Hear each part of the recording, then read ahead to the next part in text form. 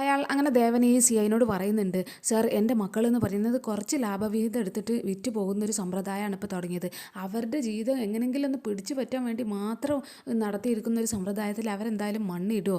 അങ്ങനെ ഒന്ന് സാറിന് ചിന്തിച്ച് നോക്കിയാൽ തന്നെ മനസ്സിലാവില്ല ഇവർ ഒരു തെറ്റും ചെയ്തിട്ടില്ല എന്നൊക്കെ ഇങ്ങനെ ദേവന് പറയുന്നുണ്ട്.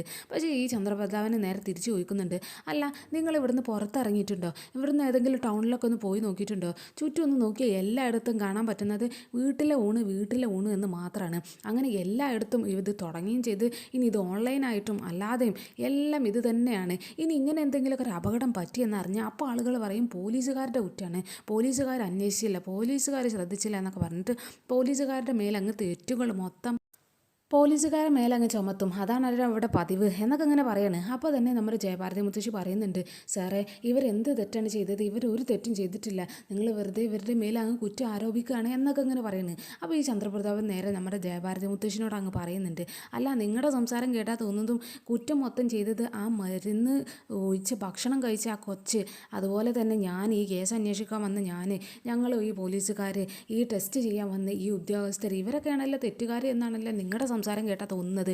അല്ല പിന്നെ എന്നൊക്കെ ഇങ്ങനെ പറഞ്ഞിട്ട് ഇയാളിങ്ങനെ പറയുന്നുണ്ട്, രണ്ടുപേരെയും പിടിച്ച് ജീപ്പിലിട്ട് എന്നൊക്കെ അങ്ങനെ ബാക്കിയുള്ള പോലീസുകാരോട് അങ്ങ് പറയുന്നുണ്ട്. അപ്പോൾ ഈ വരുണും രാധികയും കൂടിയിട്ട് എല്ലാവരോടും കൂടി പറയുന്നുണ്ട്, അച്ഛാ അമ്മേ നിങ്ങൾക്ക് എല്ലാവർക്കും ഞങ്ങളൊരു തെറ്റും ചെയ്തിട്ടില്ല എന്നുള്ള ഒരു കാര്യത്തിൽ നല്ല ബോധമുണ്ടല്ലോ, അത് മതി. അല്ലാതെ ഇനി ഇങ്ങനെ പേടിക്കൊന്നും വേണ്ട, നമ്മൾ തെറ്റ് ചെയ്തിട്ടില്ല എന്നുള്ള ധാരണ നമുക്കുണ്ട്, അതുകൊണ്ട് അങ്ങനെ ഒരു ടെൻഷൻ വേണ്ട എന്നൊക്കെ ഇങ്ങനെ പറയുന്നത്. അപ്പോൾ ഈ രാധികയും കൂടിയിട്ട് അവരോട് ഇങ്ങനെ പറയുന്നുണ്ട്, ഇങ്ങനെ ടെൻഷൻ ആകുന്നു വേണ്ട, നമ്മൾ ഇതിലും വലിയ പരീക്ഷണങ്ങളൊക്കെ നേരിട്ടിട്ട് അതല്ലാതല്ലേ, അതുകൊണ്ട് ഇതും ഒരു പരീക്ഷണമായിട്ട് കൂട്ടിയാൽ മതി, അങ്ങനെ ടെൻഷൻ ആകുന്നു വേണ്ട, ഈ പരീക്ഷണത്തിൽ നമ്മൾ വിജയിക്കും എന്നൊക്കെ ഇങ്ങനെ പറഞ്ഞിട്ട് അവരെ അങ്ങ് കൊണ്ടുപോവുകയാണ് ഈ പോലീസുകാർ. ആ സമയത്ത് നമ്മുടെ ഈ മേഘ ഇതൊക്കെ കണ്ടിട്ട് അവൾക്ക് ഭയങ്കരമായിട്ട് സങ്കടം വരുന്നുണ്ട്. കാരണം അവരുടെ ആ ഒരു ബർത്ത്ഡേ ആഘോഷിക്കാനും എല്ലാത്തിനും കൂട്ടുനിന്ന ഒരാളായതുകൊണ്ട് തന്നെ ഈ മേഘ വേഗം ഓടിപ്പോയിട്ട് രാധികനെ അങ്ങ് കെട്ടിപ്പിടിക്കണം. എന്നിട്ട് പറയുന്നുണ്ട്, വേണ്ട എൻ്റെ ചേച്ചീനെ കൊണ്ടുപോകണ്ട എന്നൊക്കെ പറഞ്ഞിട്ട് അവൾ ഭയങ്കരമായിട്ട് അങ്ങ് നിലവിളിക്കണം. എന്നിട്ട് അവളിങ്ങനെ പറയുന്നുണ്ട്, ചേച്ചീനെ കൊണ്ടുപോകണ്ട, അവർ ഒരു തെറ്റും ചെയ്തിട്ടില്ല, എൻ്റെ ചേച്ചി പാവാണ് എന്നൊക്കെ ഇങ്ങനെ പറഞ്ഞുകൊണ്ടിരിക്കുകയാണ്. അപ്പോൾ ഈ ചന്ദ്രപ്രതാപൻ ബാക്കിയുള്ള പോലീസുകാരോട് പറയുന്നുണ്ട്, ആ കൊച്ചിനെ പിടിച്ചങ്ങ് മാറ്റുക എന്നൊക്കെ ഇങ്ങനെ പറയണം. പക്ഷേ ഇവൾ വിടുന്നേ ഇല്ല. ഇവളിങ്ങനെ പറയുന്നുണ്ട്, അമ്മ ഒന്ന് പറ, ഇവരെ അറസ്റ്റ് ചെയ്ത് കൊണ്ടുപോകണ്ടാന്ന്. രാധികേച്ചി ഒരു തെറ്റും ചെയ്തിട്ടില്ലെന്ന് എനിക്ക് നല്ല ഉറപ്പാണ്, അമ്മ ഒന്ന് പറഞ്ഞു കൊടുക്ക്. എൻ്റെ അമ്മ തന്നെ ശ്രദ്ധിച്ചതല്ലേ, എൻ്റെ ബർത്ത്ഡേ ഇതുവരെ ആഘോഷിച്ചിട്ടില്ല, അതുവരെ എൻ്റെ ഏറ്റവും വലിയ സന്തോഷം മുഴുവൻ എനിക്ക് ചേച്ചി ഇത്രയും നേരം കൊണ്ട് തന്നതല്ലേ, അത്രയും നല്ല പാവാണ്, നല്ല മനസ്സുള്ള ഒരാളാണ്, ഇങ്ങനെയുള്ള തെറ്റുകളൊന്നും എൻ്റെ ചേച്ചി ചെയ്യില്ല എന്ന് എനിക്ക് ഉറപ്പാണ്, അതുകൊണ്ട് അറസ്റ്റ് ചെയ്ത് കൊണ്ടുപോകല്ലേ, ഒന്നൊന്ന് പറ അമ്മേ എന്നൊക്കെ ഇങ്ങനെ പറഞ്ഞിട്ട് അവൾ ഭയങ്കരമായിട്ട് നിലവിളിക്കുകയാണ്. അപ്പോൾ ഈ ചന്ദ്രിക ഇതൊക്കെ കണ്ടിട്ട് അവർക്ക് ഇങ്ങനെ ഭയങ്കര ടെൻഷനൊക്കെ വന്നിട്ട് ഇങ്ങനെ കരഞ്ഞുകൊണ്ടിരിക്കുകയാണ്. അവസാനം ഈ പോലീസുകാർ എന്തായാലും അവരെ പിടിച്ച് മാറ്റി അങ്ങ് കൊണ്ടുപോകാമെന്നൊക്കെ പറഞ്ഞിട്ട് അവരെ അങ്ങ് ജീപ്പിലേക്ക് കൊണ്ടുപോകാൻ നേരത്തെ ചന്ദ്രിക അങ്ങ് ഉറക്കെ അങ്ങ് വിളിച്ച് പറയാണ്, അവരെ കൊണ്ടുപോകേണ്ട സാറേ എന്നൊക്കെ ഇങ്ങനെ വിളിച്ചിട്ട്. ബാക്കി എല്ലാവരും ഇങ്ങനെ ഇവരെന്താ പറയുന്നത് എന്നൊക്കെ ഇങ്ങനെ വിചാരിച്ചൊന്ന് ഞെട്ടി നിൽക്കുകയാണ്. അപ്പോൾ ഇവരിങ്ങനെ പറയുന്നുണ്ട്, അവരെ കൊണ്ടുപോകണ്ട, അവരൊരു തെറ്റും ചെയ്തിട്ടില്ല, ആ ഭക്ഷണത്തിൽ പായസത്തിൽ വിഷം ചേർത്തത് ഞാനാണ് എന്നങ്ങ് ഈ ചന്ദ്രിക ധൈര്യപൂർവ്വം അങ്ങ് വിളിച്ച് പറയാണ്. അപ്പോൾ എല്ലാവരും അങ്ങ് ഞെട്ടുന്നുണ്ട്. അപ്പോൾ ഈ ചന്ദ്രപ്രതാപൻ ഇവരോട് അങ്ങ് ഷൗട്ട് ചെയ്യുന്നുണ്ട്, നിങ്ങൾ എന്തൊക്കെയാണ് ഈ പറയുന്നത് എന്നൊക്കെ ഇങ്ങനെ ചോദിക്കുകയാണ്. അപ്പോൾ ഈ ചന്ദ്രിക അങ്ങനെ പറയുന്നുണ്ട്, അതെ സാറേ ഞാൻ പറഞ്ഞ എല്ലാം സത്യമാണ്, ഞാനാണ് ആ പായസത്തിൽ വിഷം ഒഴിച്ചത്, അത് ഇവിടുന്നൊന്നും അല്ല, ഞാൻ അവിടെ ആ ബർത്ത്ഡേയുടെ വീട്ടിൽ ചെന്ന് അവിടുന്ന് ഞാനൊരു ബോട്ടിൽ നിന്ന് വിഷം ഒഴിച്ചതാണ്, ആരും കാണാതെ എന്നുള്ള സത്യം മൊത്തം ഈ ചന്ദ്രിക അങ്ങ് പറയുന്നുണ്ട്. മാത്രമല്ല ഇതൊക്കെ എന്നെക്കൊണ്ട് ചെയ്യിപ്പിച്ചത് ഈ സാറാമ്മയോടാണ്, അവർ പറഞ്ഞിട്ടാണ് ഞാൻ ഇതെല്ലാം ചെയ്തത്.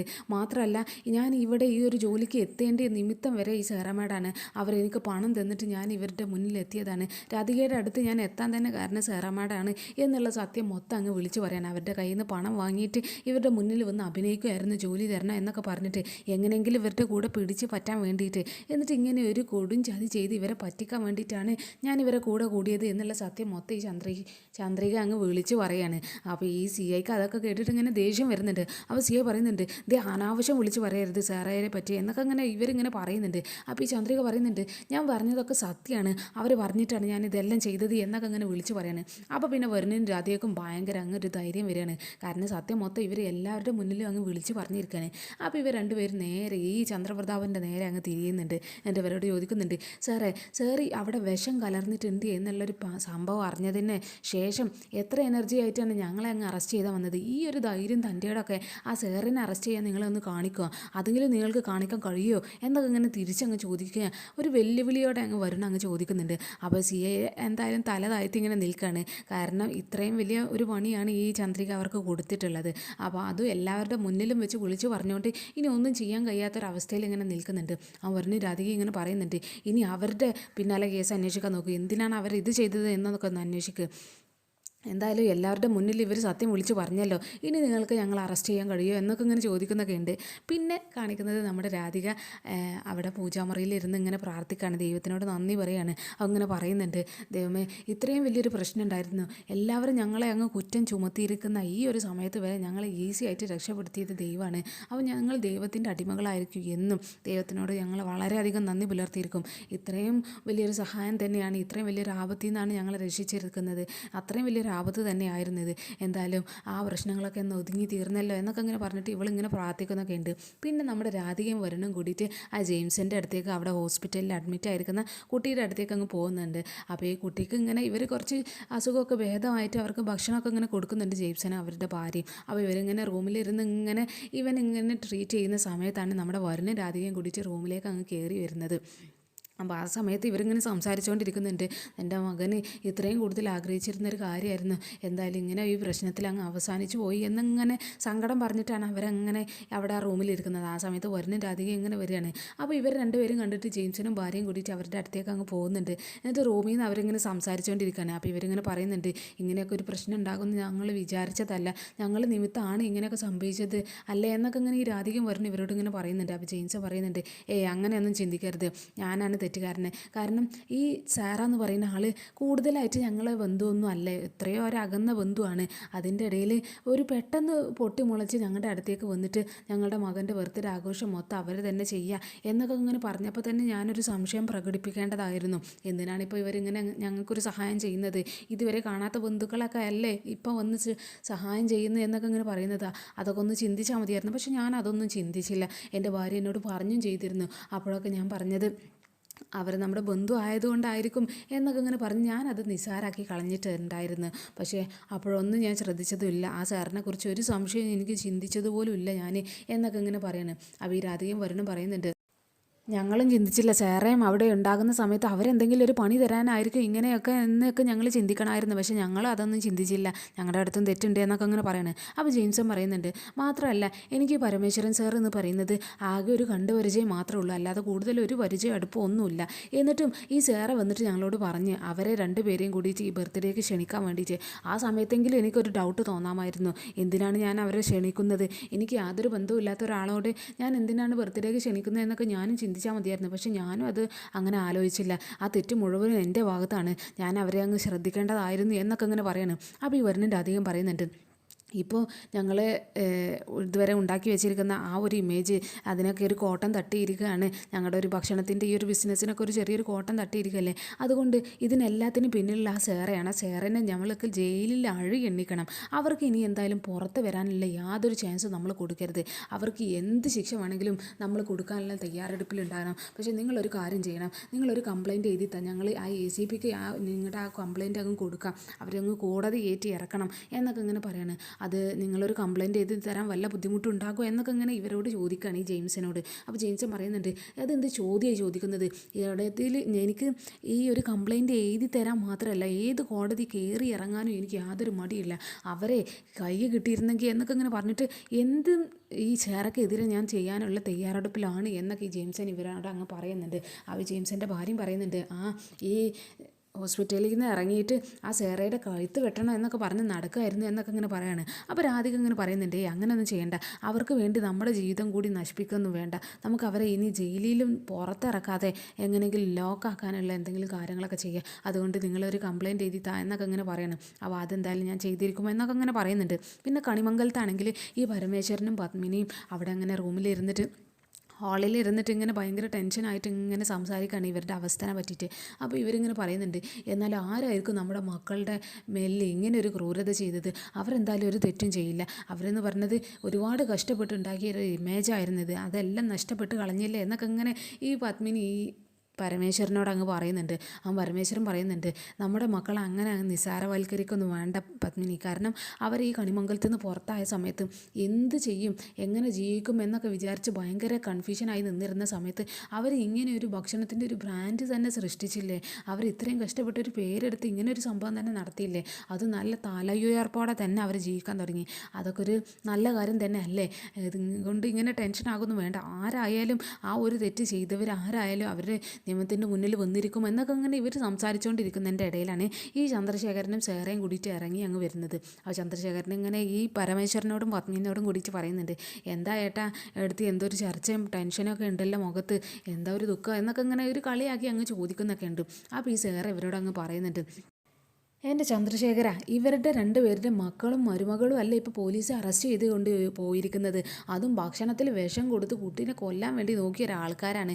അപ്പോൾ ഇവർക്ക് ടെൻഷൻ ഉണ്ടാവില്ല എന്നൊക്കെ ഇങ്ങനെ പറഞ്ഞിട്ട് അവരെ പറ്റി ഇങ്ങനെ ഓരോ കാര്യങ്ങളൊക്കെ പറയുമ്പോൾ ഇവർക്ക് ഭയങ്കര അങ്ങ് വിഷമാവുന്നുണ്ട്. എന്തായാലും അവരുടെ ഒരു കാര്യം കൊള്ളാം, ഒരു വിഷം കൊടുത്ത് കൊല്ലുക എന്നൊക്കെ ഇങ്ങനെ പറഞ്ഞിട്ട് ഇവരെങ്ങനെ കുത്തി നോവിച്ചുകൊണ്ടിരിക്കുകയാണ്. ആ സമയത്ത് സേർ അങ്ങനെ പറയുന്നുണ്ട്, ഇനി പോലീസ് സ്റ്റേഷനിൽ പോയിട്ട് അല്ലെങ്കിൽ ഏതെങ്കിലും ഒരു പോലീസ് ഉദ്യോഗസ്ഥരെ വിളിച്ച് പറയാൻ പണ്ടായിരുന്നെങ്കിൽ പരമേശ്വരന് കഴിയുമായിരുന്നു. വിളിച്ച് പറഞ്ഞാൽ അവരെ അങ്ങ് വിട്ടിരുന്നു. പക്ഷേ ഇപ്പോഴത്തെ അവസ്ഥ അതല്ലല്ലോ. ആരും ഒന്ന് മൈൻഡ് പോലും ചെയ്യില്ല എന്നൊക്കെ ഇങ്ങനെ പറഞ്ഞ് അവരെ അങ്ങ് പരിഹസിക്കുകയാണ്. അപ്പോൾ ആ പരിഹാസം വല്ലാതെ പത്മിനിക്ക് അങ്ങ് ഇഷ്ടപ്പെട്ടിട്ടില്ല. അപ്പോൾ പത്മിനി അവരോട് അങ്ങ് പറയുന്നുണ്ട്, അങ്ങനെ കൂടുതലൊന്നും പരിഹസിക്കൊന്നും വേണ്ട സേറാ. ഞാൻ ഈ പരമേശ്വരേട്ടനെ എങ്ങനെയാണ് ഉദ്യോഗസ്ഥരോട് പെരുമാറിയിരുന്നതെന്നും ട്രീറ്റ് ചെയ്തിരുന്നതെന്നൊക്കെ എനിക്ക് നല്ല ബോധമുണ്ട്. പിന്നെ എൻ്റെ പരമേശ്വരൻ്റെ ഏട്ടൻ്റെ കയ്യിൽ ഒരു പണവും ഇല്ലാത്ത അവസ്ഥയാണ് എന്ന് വിചാരിച്ച് ഏത് ഉദ്യോഗസ്ഥരും ഏതൊരു ഫ്രണ്ട്സും അവരോട് തല തിരിഞ്ഞ് നിന്നിട്ട് പോലും ഇല്ല. അതൊക്കെ എനിക്ക് നന്നായിട്ട് അറിയാം എന്നൊക്കെ ഇങ്ങനെ പറഞ്ഞിട്ട് അവരോട് അങ്ങ് പ്രതികരിക്കാനും. അപ്പോൾ ഈ സേറ പറയുന്നുണ്ട്, ഈ ഒരു ചങ്കൂറ്റ എന്തായാലും എനിക്ക് ഇഷ്ടപ്പെട്ടു. അതാണ് ഈ അന്തസ്സുള്ള തറവാട്ടിൽ ജനിച്ച പെണ്ണുങ്ങളുടെ ഒരു മഹിമ. അക്കാര്യത്തിൽ എനിക്ക് നല്ല അസൂയയുണ്ട്. സ്വന്തം ഭർത്താവിനെ പറ്റിയോ അല്ലെങ്കിൽ തറവാടിനെ പറ്റിയോ ആരെങ്കിലും എന്തെങ്കിലുമൊക്കെ പറഞ്ഞ് അപ്പം തന്നെ ഹേർട്ടാകും, നന്നായിട്ട് അങ്ങ് പ്രതികരിക്കുകയും ചെയ്യും. അതെന്തായാലും എനിക്ക് വളരെ ഇഷ്ടപ്പെട്ടു എന്നൊക്കെ ഇങ്ങനെ പറഞ്ഞിട്ട് ഇവരെങ്ങനെ പരിഹസിക്കാനും. പരമേശ്വരൻ ഇതൊക്കെ കേട്ടിട്ട് നേരെ സേറിനോട് അങ്ങ് പറയുന്നുണ്ട്, സേറാ നീ അങ്ങനെ കൂടുതൽ കളിയാക്കൊന്നും വേണ്ട. നിനക്ക് എന്തായാലും ഇത്രയും വകതിരിവുള്ളത് തന്നെ വലിയ കാര്യം തന്നെ. നിനക്ക് ഇതൊക്കെ തിരിച്ചറിയാൻ കഴിവുണ്ടല്ലോ എന്നൊക്കെ ഇങ്ങനെ പറഞ്ഞിട്ട് പരമേശ്വരൻ അവൾ കിട്ടുമെന്ന് താങ്ങി അങ്ങ് പറയുന്നുണ്ട്.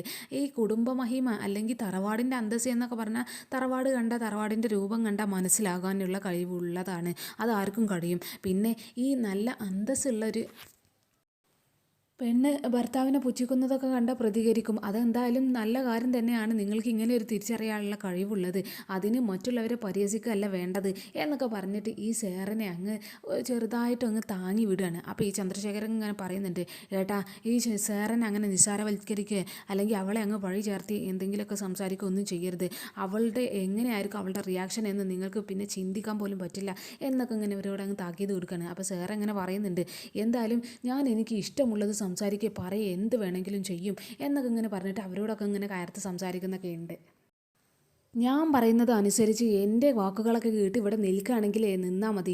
ഇവിടെ ഞാൻ അനുവദിക്കുന്ന ഒരു റൂമിൽ ഞാൻ തരുന്ന ഭക്ഷണമൊക്കെ തിന്നിട്ട് ജീവിതകാലം മൊത്തം ഇവിടെ അങ്ങ് നിങ്ങളുടെ ജീവിതം അങ്ങ് കഴിച്ചു കൂട്ടിയാൽ മതി. അല്ലാതെ ഞാൻ ചെയ്യുന്ന എന്തെങ്കിലും കാര്യത്തിന് ഇങ്ങനെ പ്രതികരിക്കാൻ വേണ്ടി നിൽക്കുന്നത് എനിക്ക് ഒരിക്കലും ഇഷ്ടമല്ല. പിന്നെ നിങ്ങളെ ഞാൻ ഈ വീട്ടിൽ നിന്ന് അങ്ങ് ഇറക്കി വിട്ടാൽ നിങ്ങളൊരു 10 അടി മുന്നോട്ട് നിൽക്കും. പിന്നെ അവിടെ അങ്ങ് മരിച്ചങ്ങ് വീഴുകയാണ് ചെയ്യുക.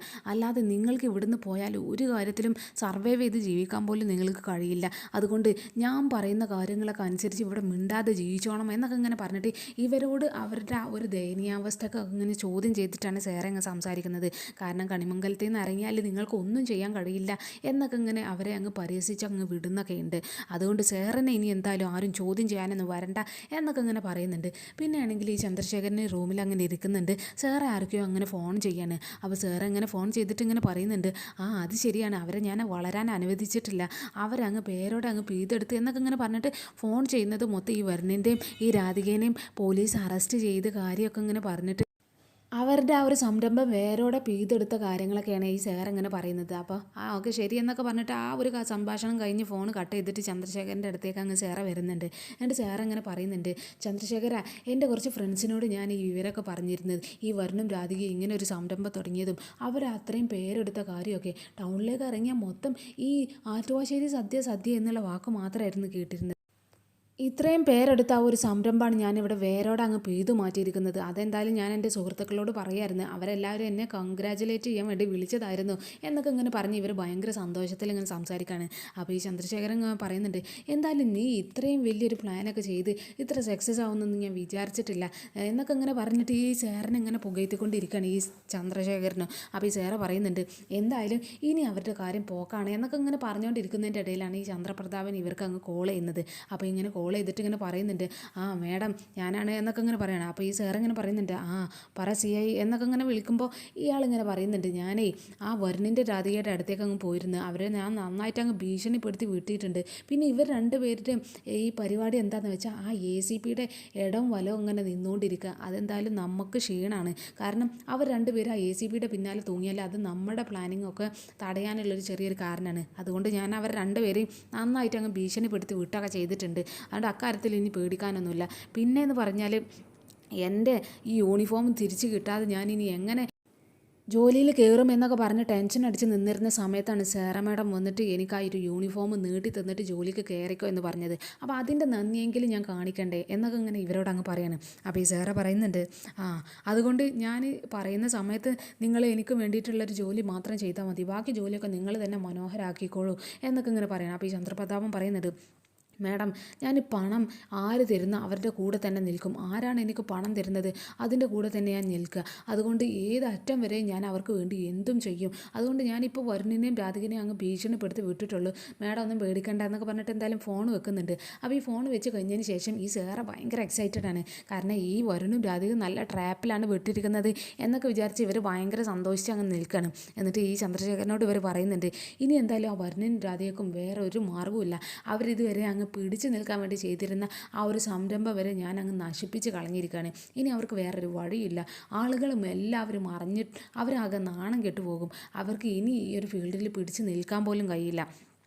ഇനി അവൾക്ക് വേറെ മാർഗ്ഗമൊന്നുമില്ലാതെ ഏതെങ്കിലും മാവിൻ്റെ കൊമ്പിൽ അങ്ങ് കെട്ടി തൂങ്ങി ചാകുക അല്ലാതെ വേറെ നിവർത്തിയൊന്നും അവർക്കില്ല എന്നൊക്കെ ഇങ്ങനെ സേറ പറഞ്ഞുകൊണ്ടിരിക്കുകയാണ്. അപ്പോൾ അതൊക്കെ കേട്ടിട്ട് പത്മിനി അങ്ങ് കയറി വരുന്നുണ്ട്.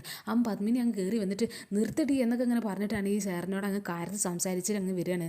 നിങ്ങളെ ഇനി എൻ്റെ മകനെ പറ്റി എന്തെങ്കിലുമൊക്കെ വേണ്ടാതിനെ സംസാരിച്ചാൽ അവർ രണ്ടുപേരും നിങ്ങളോട് എന്ത് തെറ്റാണ് ചെയ്തത്, ഈ അവരോട് ഇങ്ങനെ ഒക്കെ ക്രൂരത കാണിക്കാൻ എന്നൊക്കെ ഇങ്ങനെ പറഞ്ഞുകൊണ്ട് അവരങ്ങ് കാര്യത്തിൽ സംസാരിക്കുകയാണ്. അപ്പോൾ സാർ ഇങ്ങനെ പറയുന്നുണ്ട്, എന്നെ ആരും ചോദ്യം ചെയ്യാനൊന്നും വരണ്ട എന്നൊക്കെ ഇങ്ങനെ ഇവർ തിരിച്ചും പ്രതികരിക്കുന്നുണ്ട്. ആ സമയത്ത് പരമേശ്വരനും കൂടിയിട്ട് അങ്ങനെ അവരുടെ കൂടെ അങ്ങ് ഈ റൂമിലേക്ക് അങ്ങ് കയറി വരുന്നുണ്ട്. എന്നിട്ട് പരമേശ്വരന് ഈ ചന്ദ്രശേഖരനോട് അങ്ങ് പറയുന്നുണ്ട്, അല്ല നീയും കൂടി ഇവരെ കൂടെ ഇങ്ങനെ ക്രൂരതകളൊക്കെ ചെയ്യാൻ വേണ്ടി കൂട്ട് നിൽക്കുന്നുണ്ടല്ലോ, അവർ രണ്ടുപേരും നിങ്ങൾ എത്രമാത്രം സ്നേഹിച്ചതായിരുന്നു അവർ രണ്ടുപേരും എന്നൊക്കെ ഇങ്ങനെ പരമേശ്വരൻ ഇങ്ങനെ പറയുന്ന സമയത്ത് ഈ ചന്ദ്രശേഖരൻ പറയുന്നുണ്ട്, അത് ശരി, അവർ രണ്ടുപേരും എന്നെ നന്നായിട്ട് സ്നേഹിച്ച് കുറച്ച് കാലം എന്നെ ജയിലിലും ആക്കിയതൊന്നും ഓർമ്മയില്ലേ എന്നൊക്കെ ഇങ്ങനെ പറയാണ്. സ്നേഹത്തിൻ്റെ കാര്യമൊന്നും പറയാൻ വേണ്ട എന്നൊക്കെ ഇങ്ങനെ പറയണം.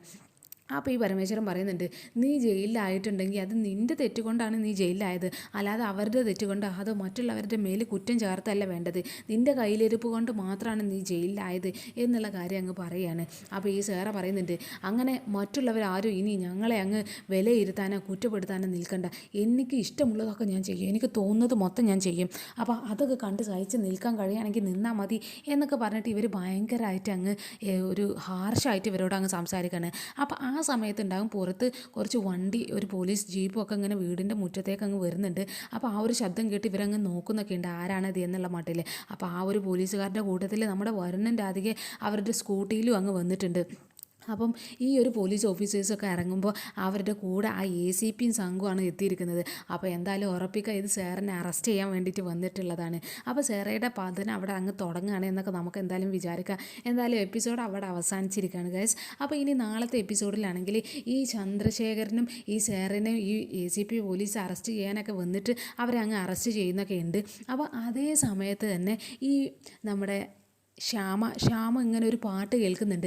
അപ്പോൾ അവിടെയുള്ള സ്നേഹനോട് ഇങ്ങനെ പറയുന്നുണ്ട്, ആരാ ആ പാട്ട് പാടിയത്, പാട്ട് കേൾക്കാൻ നല്ല രസമുണ്ട്, ആ പാട്ട് പാടിയ ആളുടെ പേരൊന്ന് പറഞ്ഞു തരണം കേട്ടോ എന്നൊക്കെ ഇങ്ങനെ പറയുന്നുണ്ട്. അപ്പോൾ ഇതൊക്കെ ആ ഊർമിള ഇതൊക്കെ ഇങ്ങനെ കേട്ടോണ്ടിരിക്കുകയാണ്. ഇവരെന്തൊക്കെയാണ് ഇങ്ങനെ ഒബ്സർവ് ചെയ്തുകൊണ്ടിരിക്കുകയാണ്.